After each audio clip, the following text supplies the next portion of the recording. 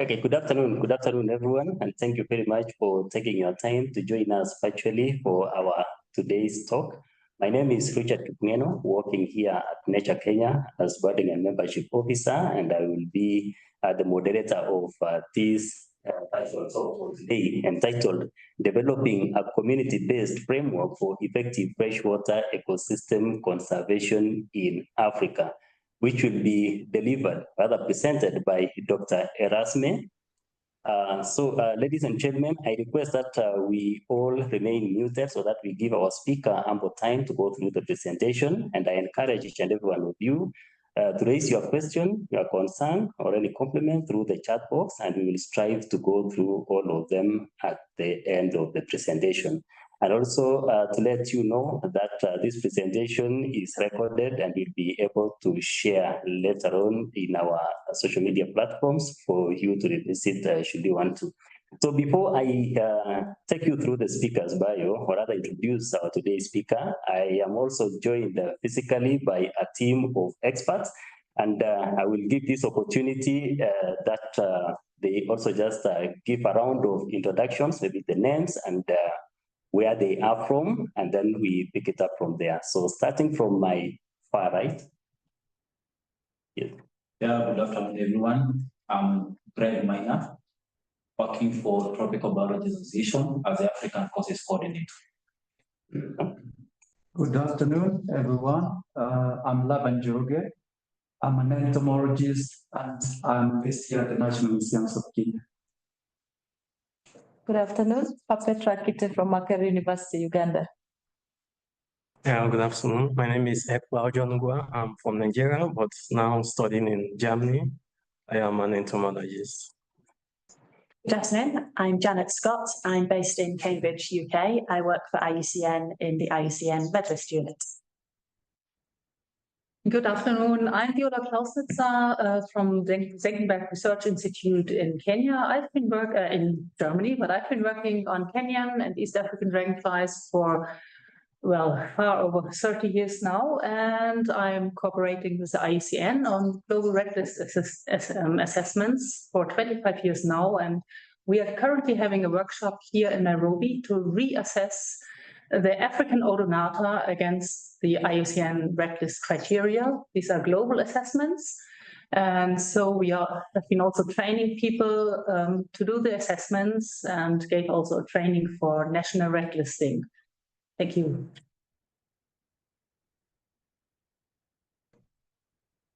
Good afternoon. My name is Jens Kipping. I'm dragonfly expert for Southern and Central Africa from Germany in Leipzig. Thank you. Good afternoon. I am Abiodun Matthew Alidapo from the Buffalo University, Nigeria. What do you do?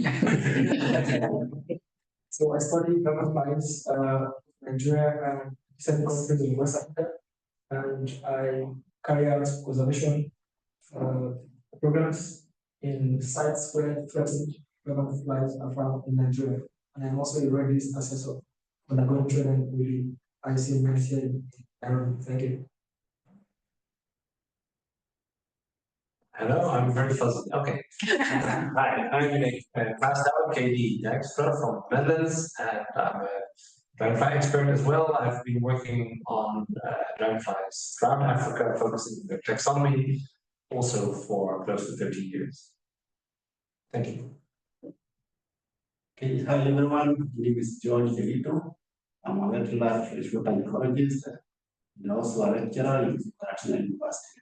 And I use that also macro invertebrates for bioindicators in freshwater. Thank you. Okay, thank you very much for the introductions, and also to someone who not introduced himself here. We have our technical expert who really ensures that we remain on air until the end of the session, and that is Joshua Sese. Thank you very much for also dedicating your time to ensure that the session is a success.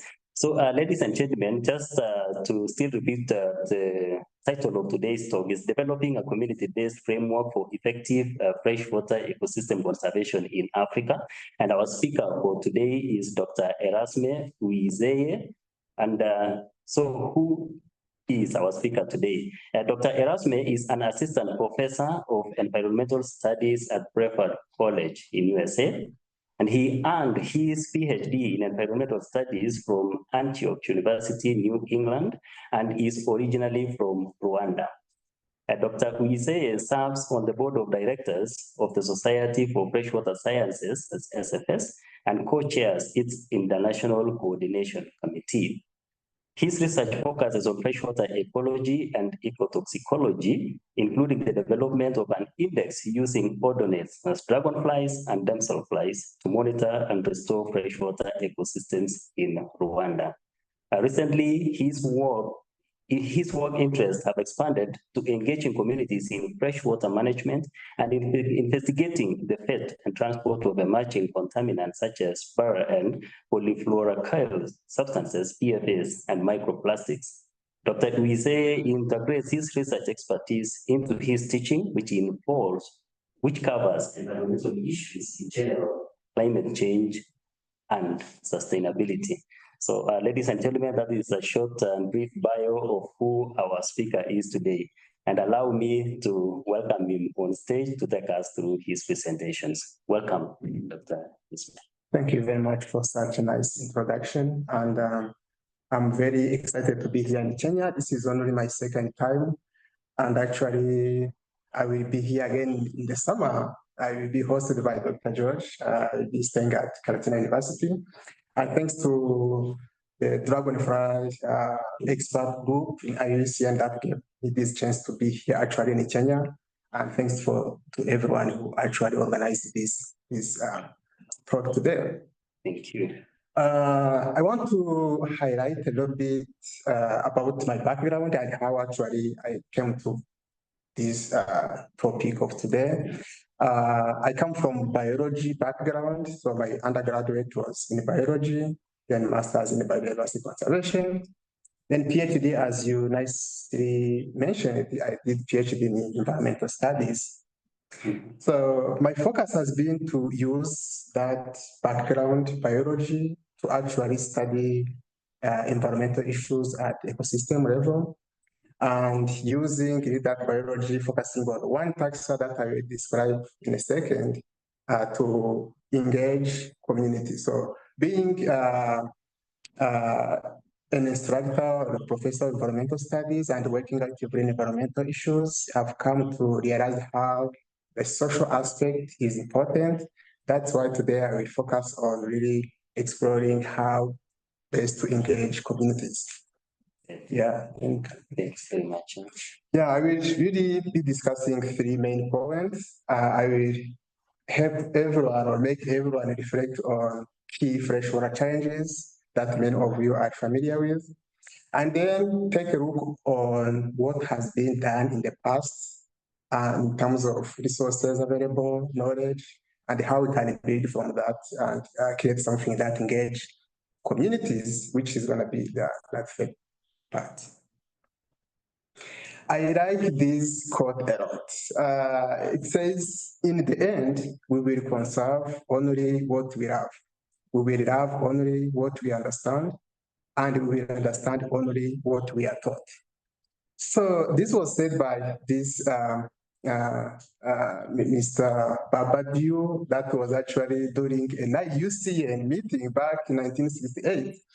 And I came across this report and it remained with me because I do think the way we educate the next generation matters in a way that actually they understand and end up loving the environment that they are meant to protect. And my talk is going to be really around that area. Yeah. So it's needless to say that freshwater habitats are pretty complex. They are in a crisis, but also they are vital. The core of the discussion of today is to see how we can make the public, communities, people with minimum education level, understand exactly in a way that actually they will have ecosystems, and being the complexity of freshwater ecosystems also are reflected in how the structure, the process is the setup of all those areas, but also the social part, the interaction of communities around that. So my interest, again, as I said, has been how can we use something like the biology that lives in the chemistry. When the chemistry integrity is met, we know that the biology is good, but also the chemistry itself lives in hydrology. The changes in hydrology will matter as to shape the chemistry and then the biology. And if you go further, even the geology at all will shape everything as you go down. So at the end, if we focus on the biology, and make sure that we communicate it in a way that makes people actually love it, the protection of that biology is going to be making a big impact on the rest of ecosystems. So, keeping that in mind, I'm going to highlight where I come from and environmental issues, particularly focusing on freshwater ecosystems that we are facing. As you probably know, Rwanda is the most densely populated country on the continent. At the same time also, it's one of the fast growing economically on the continent. So that poses really threat to freshwater ecosystems, regardless of how smart the expansion of urban planning and urban expansion is done. If you go next, and some of the challenges that come with that expansion, urbanization expansion, infrastructure development, and actually the density include things like related to pollution from really pollutants, from household waste to solid waste, and over extraction of minerals and also sand for construction. And also agriculture is being expanded to areas, wetlands that are meant actually to be protected, actually so that the needed food is made for such a big population. So also there is an issue of over extraction of water resources that include that range from irrigation to actually collecting water for household use. So that's where communities start feeling the cascading impact of degradation of ecosystems. So here it's a point where actually, once we start communicating with the public about issues around freshwater ecosystems, this is the key area that they can reflect on as we move on towards the key biological aspect that can engage, make them be interested. Then things like invasive species that affect communities directly, from fishery to navigation of waterways and so on. So we're going to go to the last challenge, which is connected to climate change, either from issues related to drought or excess of water that comes within a very short period, again affecting directly the communities and also affecting ecosystems that are already undermined or affected by degradation. So the resilience is no more actually there to absorb those climate change effects. So with opportunities here, I would like to highlight some available knowledge, lots of work that has been done around this issue. Many of those products you see publications, actually some are from colleagues here, like Kedi, Dr. Viola, Jens here, really things ranging from taxonomic information of the tags I'm going to be talking about. You can read it, but I'm going to introduce it in a second again, to ecology and the threat that they are facing, really from that conservation perspective. So there is already information out there about a huge database about this taxa that I'm going to highlight why actually I'm interested in this taxa. So there is a good ground laid already to take off and do something that connects to the community. So standing on the shoulders of those really experts in dragonflies, we created this index for Rwanda that is meant to help in prioritizing sites that need conservation, freshwater sites, but also that can help in monitoring for long term. This index is meant to be user-friendly to their communities, and it's also a good tool that can engage and attract the interest of communities. So I'm gonna, here is why. So taxa I'm talking about again, it's odonata, also known as dragonflies or flies. As you can see, I like to say that in the US, I can say this easily, they are not only beautiful, they are sexy, they are very attractive. So you can easily, once you engage someone to try to observe and correct them, next day they would be going without you and try to find the species they found yesterday. But also, beyond that, they are also sensitive to certain extent. That is gonna, so they occupy a huge spectrum of sensitivity. There are those that are very tolerant, and those that are very sensitive, and those that are in between. For a country like Rwanda, now has a decent, there is a really report available that shows, for example, we have around 120 species, and it's easy to focus on such a limited number and over time really get a sense of what's going on at sites that are undergoing like restoration efforts, what's going on with sites that are having certain threats, looking at those really sensitivity levels. So the score is developed in a way that it uses 3 subscores, and those are based on distribution, how widespread the species is, that would give it a higher, whether it's those that are widespread, they would get a lower score, while those that is rated to 1 region would have a higher score. Then another subscore is, if you go to the, yes, perfect. So those that are sensitive would have a high score. That means they occupy habitats that are kind of intact, not polluted, not degraded. And the degraded, those that found are everywhere widespread, they would get a high score. The third score that we use is based on red listing, IUCN red listing. So the critically endangered ones, they get high score.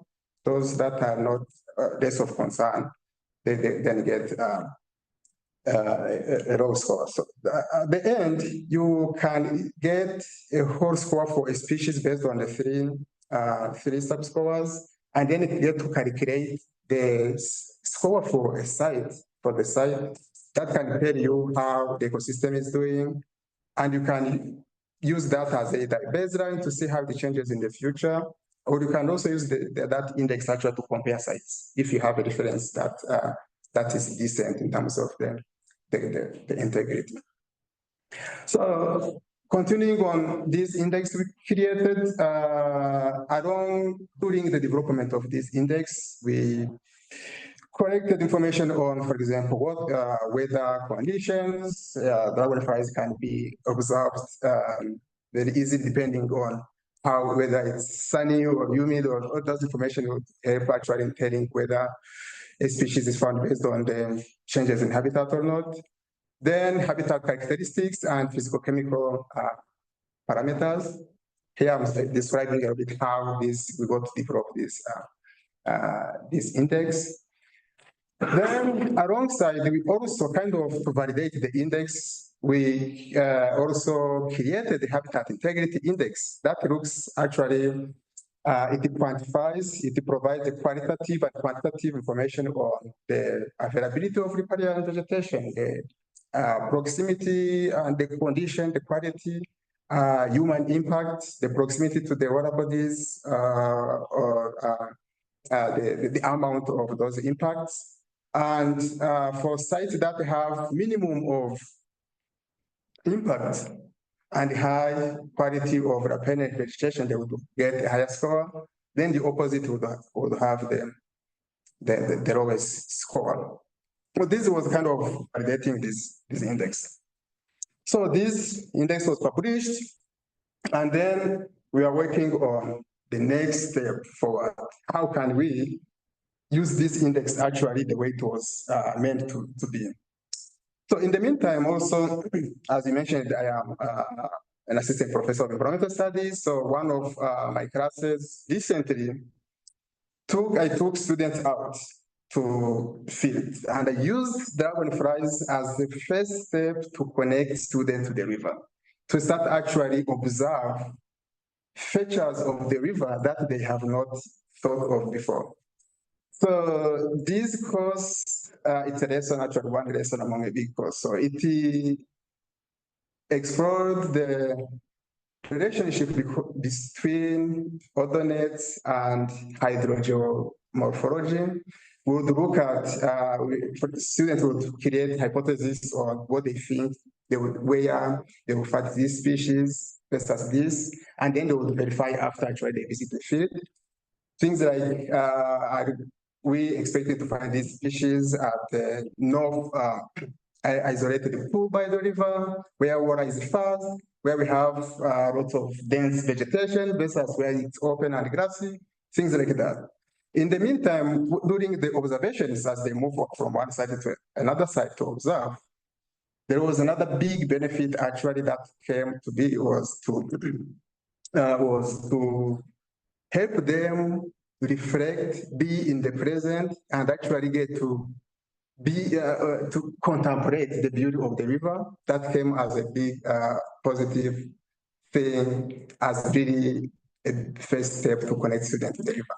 So after realizing that this was successful, I made it like a material that can be used by other instructors, and I made it published online, but there is a public open source publication for such types of resources so that anybody across the world can use this, including Africa. It's stated yeah, so this is the course. If you search my name and you put in maybe hydrogeomorphology, so it can be used by any instructor across the world. So, well, for example, one of my colleagues actually is using this lesson in her course called Stream Ecology as introductory to actually studying benthic macroinvertebrates in general. So that creates interest in students when they see that they get to interact with those beautiful creatures. They then start to have interest on those difficult to see stages, nymphs that actually deflect on that some of them they turn when they are adults to be those beautiful dragonflies. So on that note, we are talking about that kind of formal education, how this can be used within a formal education environment, but also to broaden the participation, which we need. We can't conserve our freshwater ecosystems that are in crisis without involving everyone where possible.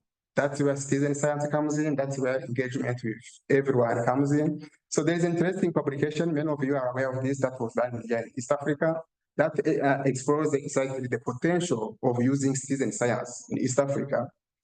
And the results are very fascinating if you go next. For example, they found that among the top 3 opportunities include monitoring habitats in their change. And it also freshwater as one of the types of habitat comes in the first opportunities that would really to attract communities to be engaged. Next is I think next again. Yes. So the benefits, then they also went ahead as they interview experts and local communities. There is that some of the benefits could be increasing awareness, which is really powerful and empowering, and also creating data that can be used in management and decision-making for freshwater ecosystems. It's also important to think at the same time about barriers or limitations. So awareness about actually key monitoring aspect of ecosystems that can be focused on it's an issue. So there is not awareness on that area. The capacity also, having someone who can play a role of can lead a team to go out and assess ecosystems is another limitation. And also limitation around technology and lack of interest, which I will discuss in a few minutes, how we can overcome that issue of lack of interest. So, citizen science has been overlooking the importance of really engaging younger generations, like people at K-12 primary elementary school. So, and I think that's the first step to really, it's a very important area to start with, because you can create exactly shape younger generation the way you want, especially when you start at that early stage. And that's where I think that is really opportunity. So the puzzle is just so something coming as a puzzle if you go back. So a second. So here, this is very challenging. It's easy to say, but difficult to do. And there are puzzles that I highlight here. And at the end, you are welcome to actually contributing, bringing any puzzle that I didn't provide that can actually provide a good foundation for this. But the piece of puzzles that I highlight include, so when we are encouraging people to, or we are telling area communities about the importance of any organism, many of them will think of direct instrumental values that, let's say bees, maybe they provide honey. It's even easier when you're talking about termites, termites that they eat directly. But dragonflies, we are still at that level of the beauty, just the beauty, and then telling them how the other benefits that they have down the road. So another thing, still on the same slide, is when they don't see any direct benefit, something that comes in mind is maybe that insect is part of those others that are vectors to disease, that are destroying our crops, something that is opposite almost. Like it's either useful or not, or actually it's harmful. So we go next. So on that puzzle, so here is how I mapped out actually dragonflies and how they don't fit on that negative side, and actually they have a lot of values that fit within the positive side. The way you read this, it's the higher upper side that has plus in green are positive values that dragonflies display. Then the negative side is if there is any negativistic value or perception, there is none for dragonflies. For the Eritrea, there are communities actually, which I wouldn't encourage people to do, who eat dragonflies. I heard that.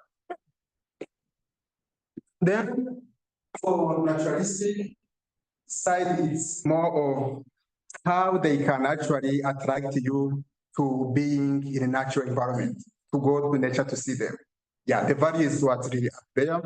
Aestheticity, they are, yeah, everyone would agree, nobody would argue that they are not beautiful. And in fact, that connects to the symbolic value, where you will see dragonflies in lots of jewelries, signs, they are everywhere. People know the beauty and they tend to symbolize lots of things using that. Humanistic connects to that beauty and the empathy that comes from seeing them. Then moralistic, there are actually many tribes that use dragonflies as messengers of spiritual aspects. Nothing negativistic, no, so far dragonfly. So that puzzle is done. The second puzzle there. Citizen science, is it to say the concept of and how do we actually encourage people when they have a zero saving any day lost without working means the next day they can't get their bread. How do you make the borrowed concept that in Europe, many people do that in regional time when they, they have that time, but in developing countries, it's an issue. That financial aspect, how do you fit that in and make it useful? So the next, the kind of part of the answer comes from the participation in citizen science when you compare Europe and Africa or developing countries in general. And this is grouped based on age group. So this, for example, in Europe, most of the people who participate in citizen science are older generation. And in Africa, it's the same, but I didn't provide the figure here, but in general, there is less participation so far in Africa than in Europe. So when you go to the next, so over time, when this data shows since 2013 how actual participation has been in England, this particularly in England, in UK, and I am interested in the blue line, which shows people who are between 16 and 25. Unfortunately, I couldn't find younger than that because people have not been interested in younger generation for participation, but there's opportunity there. But let's say if you focus on younger generation, over time, of course, there have been some decline for different reasons, probably demographic changes. But also, as we get to close to COVID time or before, there is where the blue goes up certainly. And my assumption is that once younger generation had some free time due to COVID probably, there was an increase in their participation. So there is a hope that they don't participate because they are busy with other things, while older generation participates simply they have that leisure time, they are retired, they have time. So how do we use that information to support and encourage younger generation? So this is also connected to where do we meet that younger generation, make them engaged in citizen science, especially for conserving freshwater ecosystems. Go next. So here I highlight again that photonet can increase awareness and increase reading the empathy, and I will highlight how we can meet those generations that have potential to participate and actually build the next generation of leaders in that kind of really field engagement while collecting data that can be used. So there are different ways we can engage younger generation from formal and within formal and informal education. You go next. And so one of the things I did in the past, I published a small piece of the importance of really using dragonflies in community engagement. And this was sent to different schools that subscribed to National Geographic Explorers. And I realized that there was a huge interest of students emailing me back like, hey, how can we do this more? At my school, we have this wetland next to the school. Do you think if I go there, we'll find this? This was like really students K, 12 and below. So unfortunately, I realized that my intended audience, this doesn't get to Africa, to the communities where my interest really is. So I stopped, then I started reflecting on how can we create small blogs, small articles that can be distributed in schools in developing countries like Rwanda. Go next. So that is something that can be done. Simple illustrations that can be connected to different schools. Another thing is,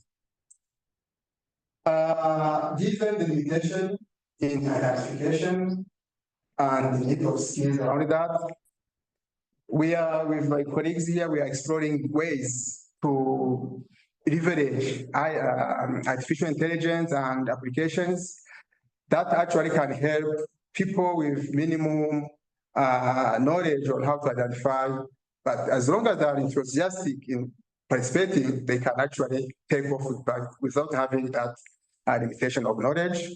That's a discussion we are looking at now. Next, and here is how this could be done. A few schools can be as piloting.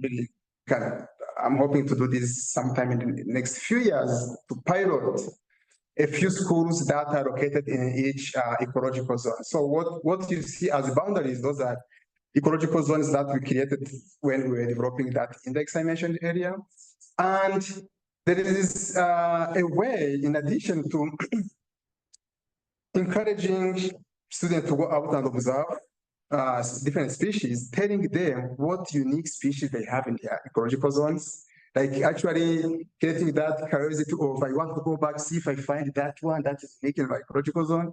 So I highlight some that are particular to Northeast, for example.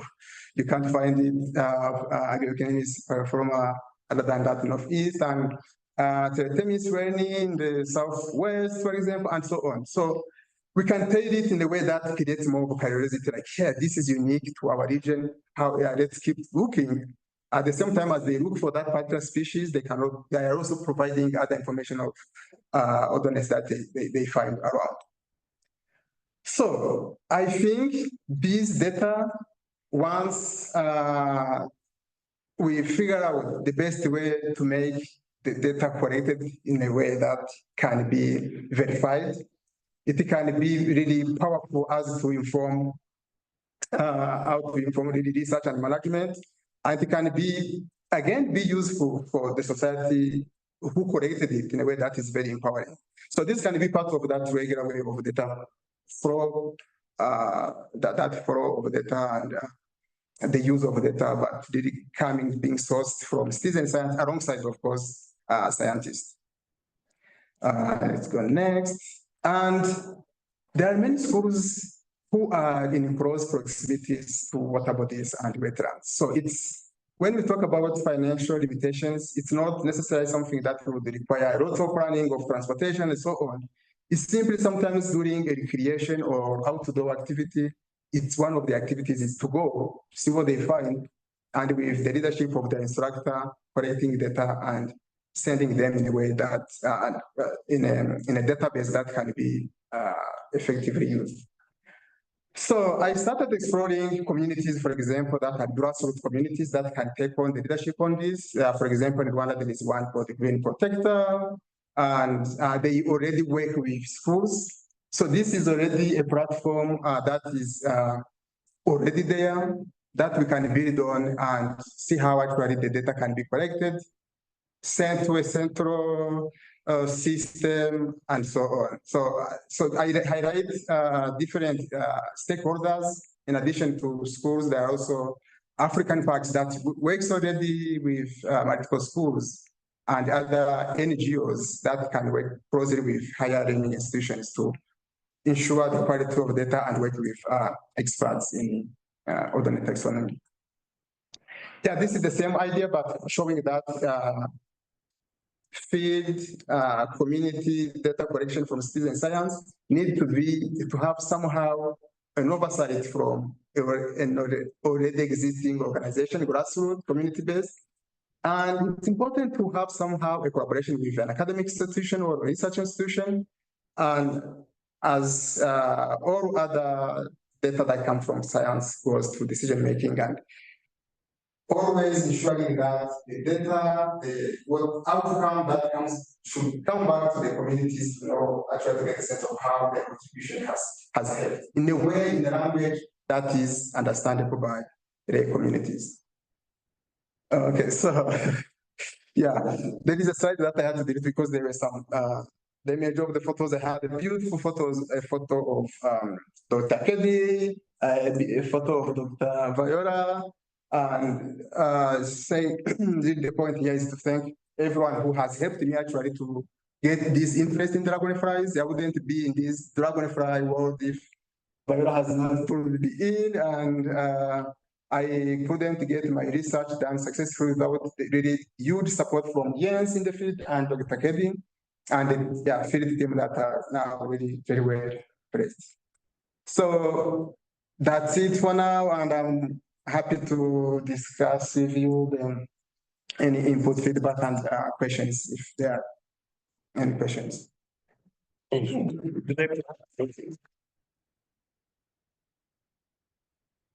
Thank you very much, Dr. Erasme, presentation that you've given us. Thank you very much. It's really been very informative and very educative.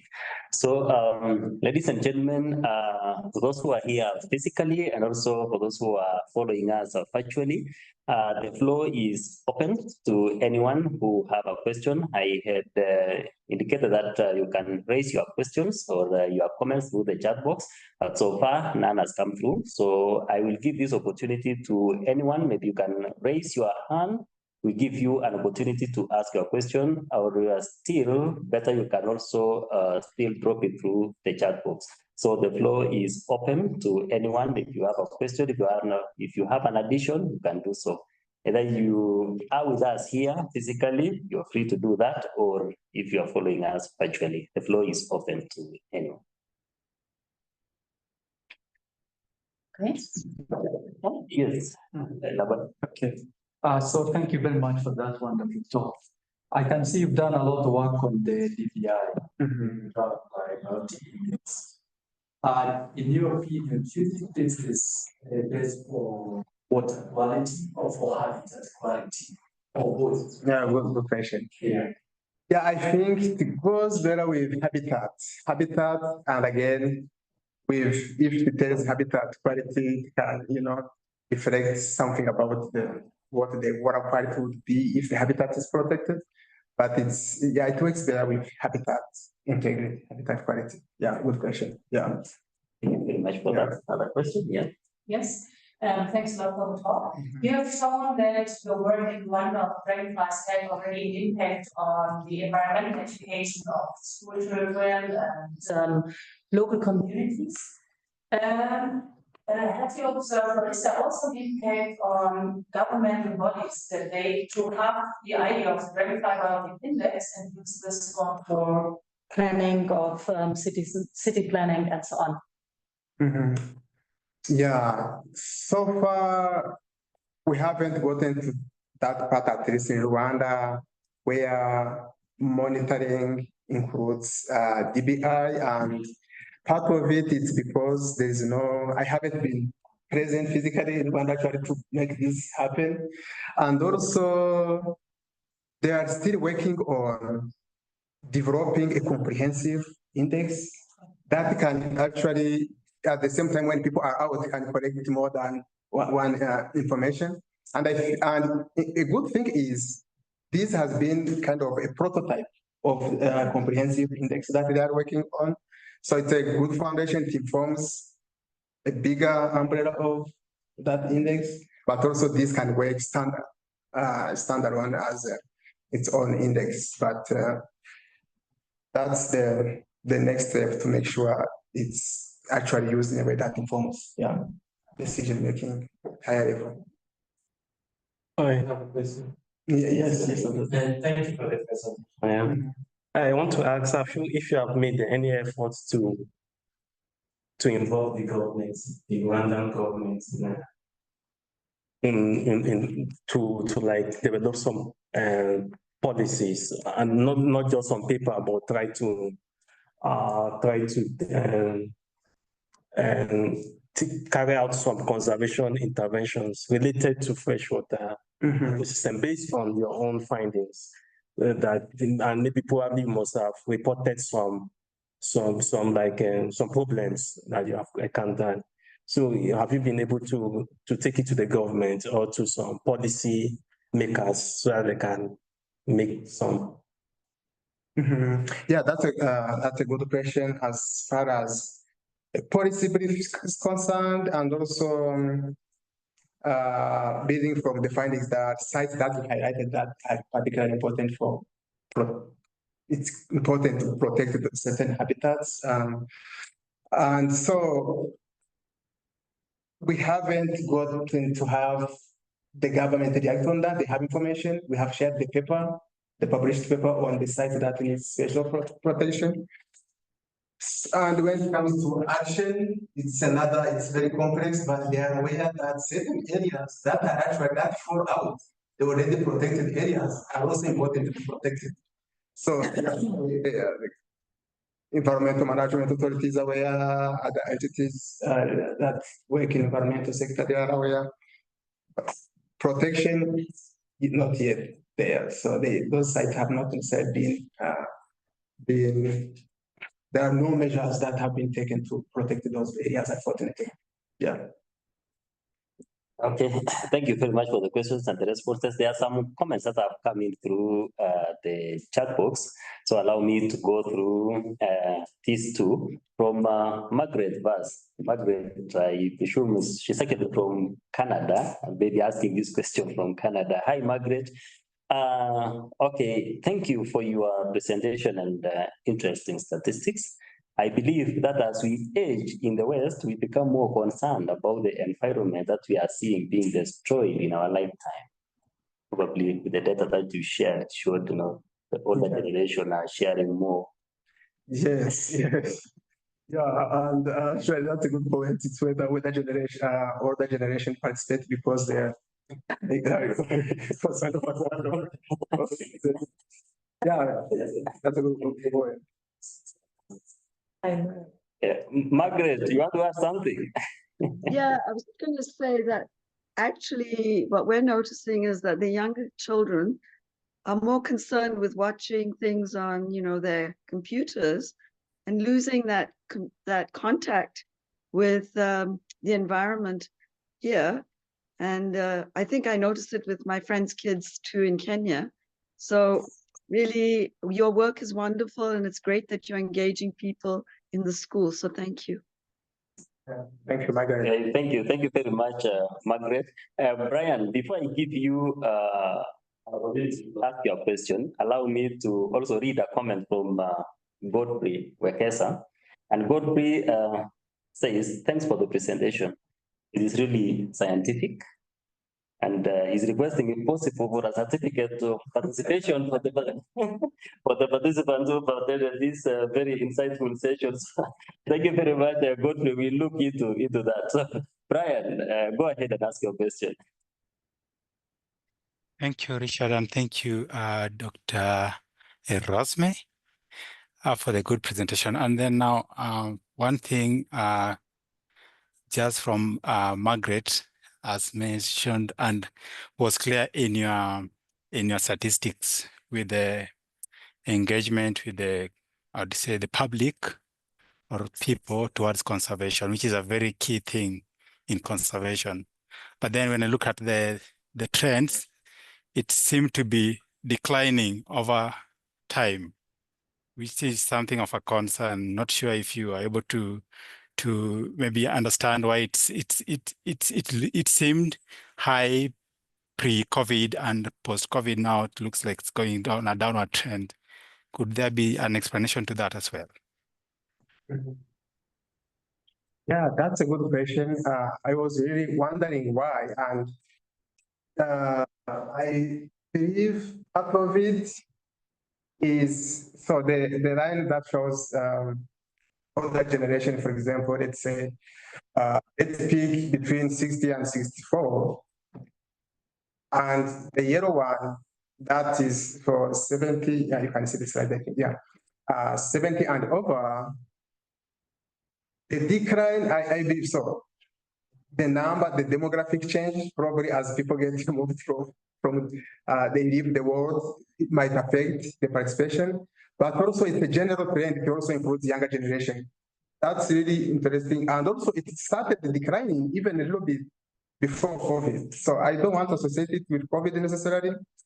And I don't understand why the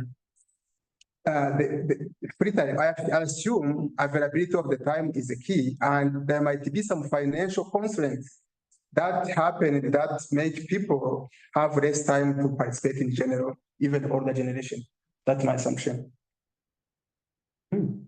Maybe it also has to do with sort of like because this is data from England, and maybe you can also comment that to some level also like the societal engagement in general is declining in Western countries. You see this also like with political developments that people are seen to becoming more sort of disenfranchised with society, and they feel like why am I doing this? This is kind of like a sort of inherent bitterness developing in the West. So I wonder if that's sort of basically the disillusion of society that is actually occurring in the West. Could that be? I think I would agree with in terms of what I see in England as well. Because it's typical of all volunteering, right? And not just in environment and conservation, but we also so also like helping the elderly, helping the poor, etc. Yes, in general. Yeah. Yes, go ahead. Thank you very much. So I would like to ask about the situation in Rwanda. If there are already existing community-based monitoring programs involving local community members, and if yes, what has been the challenges experienced? Because I can share some experience from some communities in Nigeria during that project.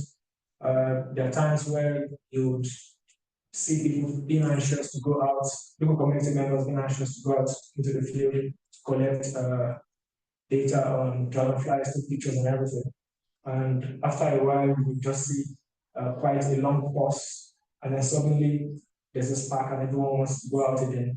So we keep saying that drive, go up, and at some point go down. So I don't know if that's the same situation, and what are the things that one can do to encourage the community or the local community to continue to go out. Thank you. Yeah, that's very interesting information from Nigeria, and I haven't noticed anything that way, and I am aware of organizations that work closely with communities. One of them, I mentioned them, is Rwanda Wildlife Association. They have trackers who engage with what they call it's a community organization where it's actually based on voluntary activities. I don't know if there is that change where there's time they are active, other times they are not active. I don't have that information, but it's something I will keep an eye out for. See actually if there is that pattern, and it will be good. It will be good to know why actually that happens. Okay, thank you very much. Some more comments through the chat box. There is one from Shafiq Zepchi. Thank you for the good presentation. I am new to this world and I'm fascinated with the work and research being done. Welcome to this new world, Shafiq. We are really glad to have you on board. And there's a direct message that has come from Vincent Levy Odongo. Thank you for your presentations.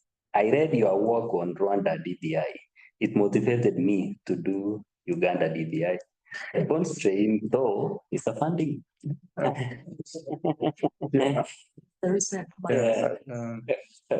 funding is always an issue, and I would like to let's discuss. I would like to stay in touch with what's his name again? Yeah, Vincent. Vincent, please let's stay in touch, and you can find my email on. I don't know the best way to share my contact, but it's funding is always an issue. But actually, when you get to cooperate with different people, you can mobilize funding, and I'm so glad you are interested in developing one for Uganda. Okay. So it's a good deal. Thank you, and it will really be very useful if you will share your email contact. Maybe we'll share through the chat box, and then everyone who would want to still do a follow-up on the same and just do that. Yes. That's right. Yeah. And so there was another thing that has just been going through my mind in your presentation, Dr. Erasme. You're from Rwanda, and we currently know that Kigali is actually one of the leading clean cities in Africa. And I hope this also translates to, the healthy wetlands around the city. So what has been the energy or the push behind this? And also we heard of something called Umuganda, which really I think everyone in Rwanda has embraced that, community thing of cleaning their environment. So how was it initially, and how did the people perceive it to an extent that, you know, it has really been scheduled that it happens, I don't know, which particular day of the month that really get to see citizens really embracing it? Yeah, thank you. Those are good questions. And yeah, from the first point, how clean Rwanda is, it actually provides promises that all the work we are doing, hopefully it's gonna be taken by the government seriously into their hands to continue expand that work outside the cities that are clean. And there are some improvements also in terms of wetlands that are in the cities. So they are actually restoring some of the wetlands that were previously developed. There have been some like removing the factories that were in the wetlands and restoring that. So I don't want to take credit that it's because of my work personally that informed the government. It's in general, the government is also pro-environment, so that's a good thing. So the secret behind it, yeah, just being open to understanding that the issue is there by the government and then take on actions. So with Umuganda, actually, I find Umuganda as another opportunity for community engagement, especially when people are out cleaning up. Why not also collect some important biological data that can be used? It's something that is done every month.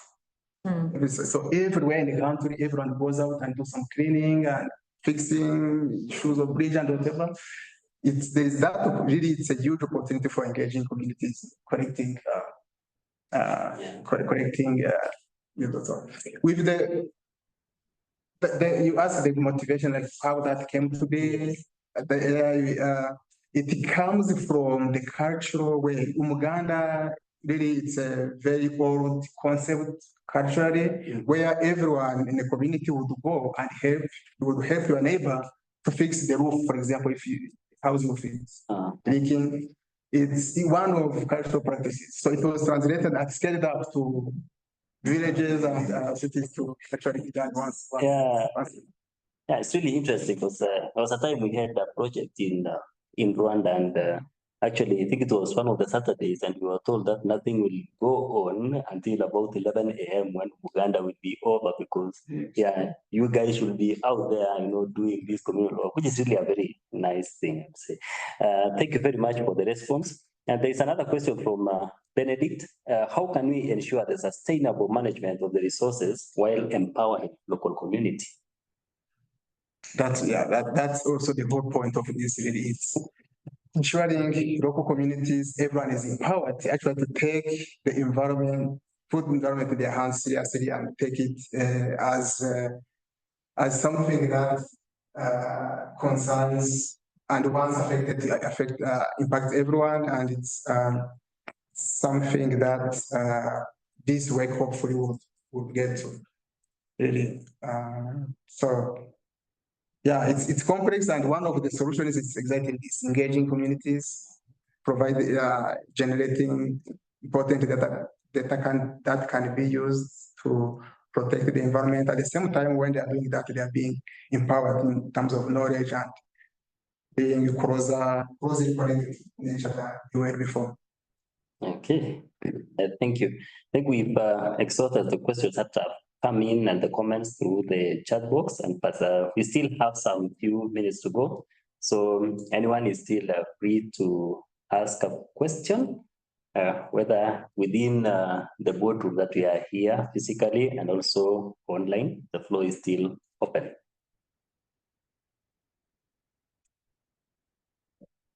Anyone with a question with an addition? Yeah, so I'll just go ahead. Thank you. So I'd just like to add that for the benefits of the general public, if the local community members of any country, Nigeria, Ghana, Kenya, Rwanda, wants to go out there, take pictures of what would be your recommended procedure for that? It's just a smartphone and probably a website where they can upload their photographs or be advised to the general public. Yeah, for general public, enthusiastic people who are really interested in outdoor nature and collecting data. One of the things I always tell people is, especially in the US, where people can go and explore in the river, you don't have any safety issue of crocodiles and things. Please don't be super excited by what you are collecting. Make sure you are safe first. In Rwanda, we have rivers. An example, like safety, like considering the safety aspect first, and then the tools how to take information that can be used effectively. Make sure those who have resources, cameras and other things. So yeah, take good pictures that can be actually be identified by experts. So now there is a platform, iNaturalist, out there has been very helpful as we've been really finding some information from iNaturalists that have been collected by dragonfly enthusiasts or bird enthusiasts. So collecting quality, taking quality pictures is very important, providing actually useful data point for that can be used later. And so in the meantime, hopefully we'll have something that is more accessible, where you don't have to worry about internet, only that you can, once you have internet, you can share the data, but that you can use it with your phone without necessarily worrying about the accessibility to internet. So the app applications on phones, that's something, a discussion that we're exploring. Yeah. Yeah, thank you. Thank you very much for that addition. I have already shared through the chat box our today's presenter's email address. So for those who would like to do a follow-up with him, you are free to do so. So we'll still take some 2 or 3 more questions, then we bring the session to a close. Anyone virtually online who would like to ask a question? The floor is still open. You can raise your hand or you can just unmute and speak up.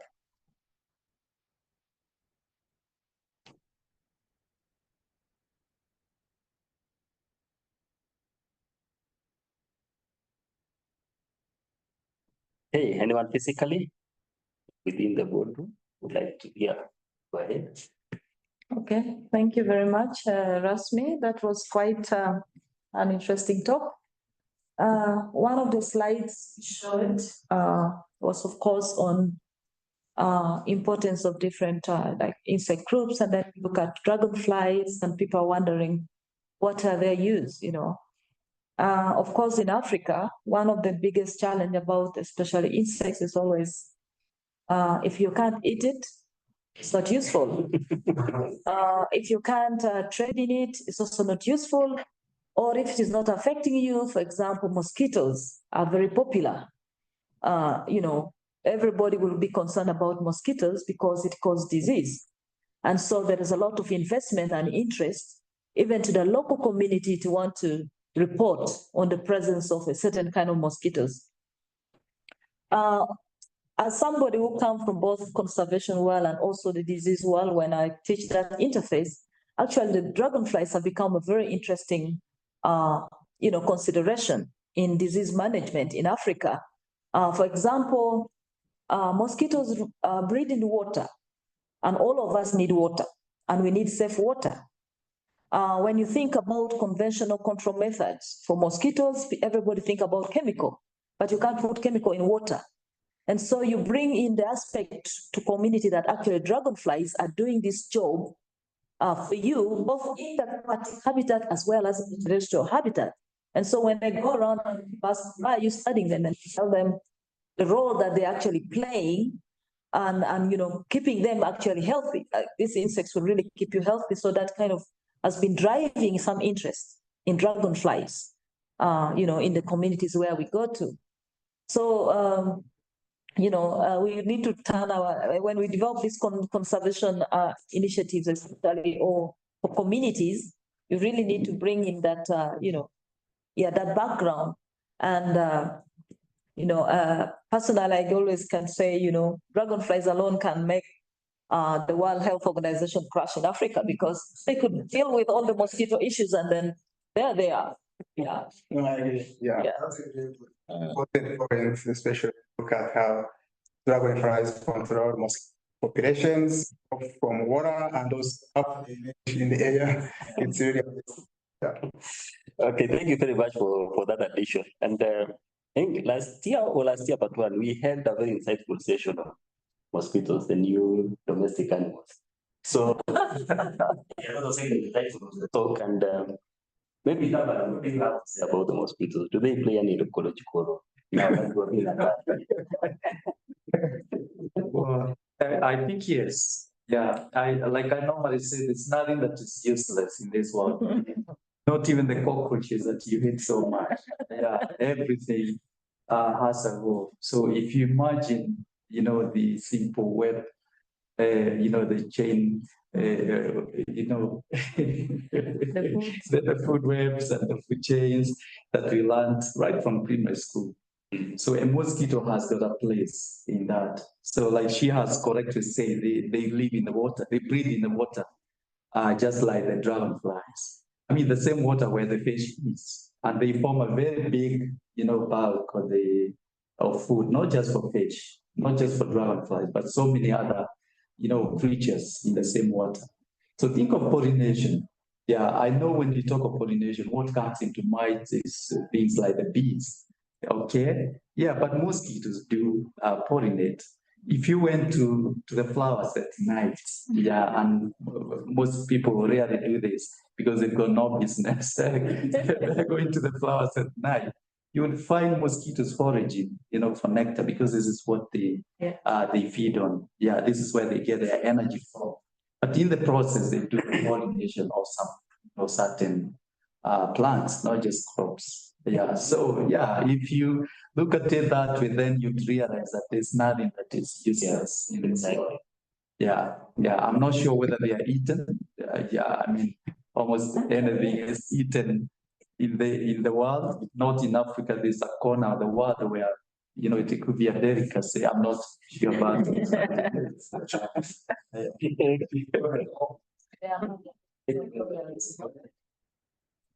Thanks so much. This one that comes to my mind. Africa refined and special ecosystems.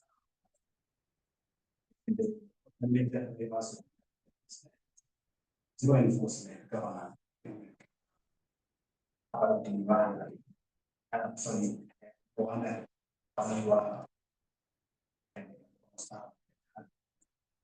those people who destroy the environment, who are destroyed.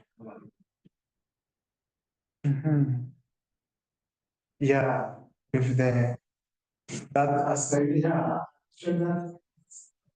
something I'm not sure about, like when you are caught throwing things, let's say, trashes on the street. Yeah, there is some regulation there. I don't know what kind of fine, that kind of the fine they are given or a child or yeah, in certain areas, important areas, particularly grants, particular areas, there are policies that are set by whoever is managing that site.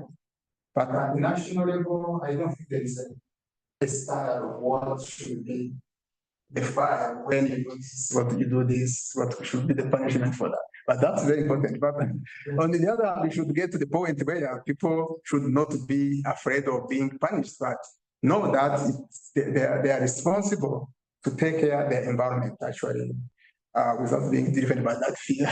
Yeah, that's a good point. Yeah. Okay, thank you very much for the question and the response. Yeah, there are no more questions that coming in through the chat box. So I think our online audience are duly satisfied. And also in the chat box, I have been able to share the email of our today's speaker, Dr. Erasme. So if you can just pick it up from there. And if you still have any more follow-up questions, feel free to do that. So thank you very much for your time. It has really been very insightful being with you throughout this virtual session, and also to the participants who are here physically, thank you very much for your company and also the interactions and contribution. So maybe before we bring the session to a close, Dr. Erasme, maybe one parting shot to the audience. I would like to thank everyone who made the time to attend this, and I do hope wherever you are, you have a role, a very important role. So I'm forgetting and look at this. The camera is there actually. You have an important role that you can play in your neighborhood, in any community where you are. That can be transformative as to conserving and protecting our lovely ecosystems. And if you would like to venture out, if you haven't tried to observe dragonflies once, take a moment tomorrow, spend 10 minutes out by a river or a pond. I encourage you, if you're in the tropics, go by a pond or a pool. Observe one, try to observe the feature, try to observe the colors, and that's it. The next day you will observe even more, you'll be able to distinguish different groups, and that's the start. And yeah, thank you. Yeah, okay, thank you very much. Before we close, okay, Patrick Lumumba saying a nice presentation, and Dr. John Kochei Kipiegon, Asante. So thank you very much. So I saw a representative from our insect committee, Bernard Koros. Maybe you can also tell the audience about the Dudu walk. It's actually part and parcel of this. When is it happening this month, and maybe where they can find you so that we can still further this agenda of insects conservation. Bernard Koros, can you hear me? Yes, can you hear me? Yes, I can hear you. Go ahead. Yes, my name is Bernard Koros. I work with Nature Kenya committees, so particularly the Insect Committee and Friends of City Park. And as actually, interestingly, we do Dudu walks, which basically involves members coming to learn about insects and invertebrates around us. So we do different taxa, and actually in March we'll be doing aquatic insects. So the walk will focus on aquatic insects. So dragonflies, damselflies, mosquitoes, and all that. And of course we'll try and do two different areas. Of course, one with not very clean water, and the other with freshwater sources to see the differences. So we'll be having our walk for this month on the 22nd of February. We do them every third Saturday of every month. And the aquatic insect walk, we'll be doing it in March the 15th. So you can get more information on the NatureNet, or you can contact the Insect Committee desk, or even the Nature Kenya admin desk or office at Nature Kenya. So thank you very much, and you're all welcome. I loved the presentation, and I don't think aquatic insects have been discussed, especially at such an extent, and involving actually citizen science. So thank you, Richard. Okay, yeah.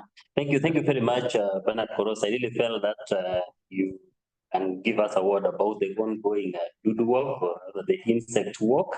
So I have shared the email address of office@naturekenya.org. So if anyone would like more information about that, or also maybe about this Dudu walk, feel free to reach out to us through that email. So thank you very much, today's participants, and see you again next month for another session of our virtual talk. Thank you very much, and have a great afternoon.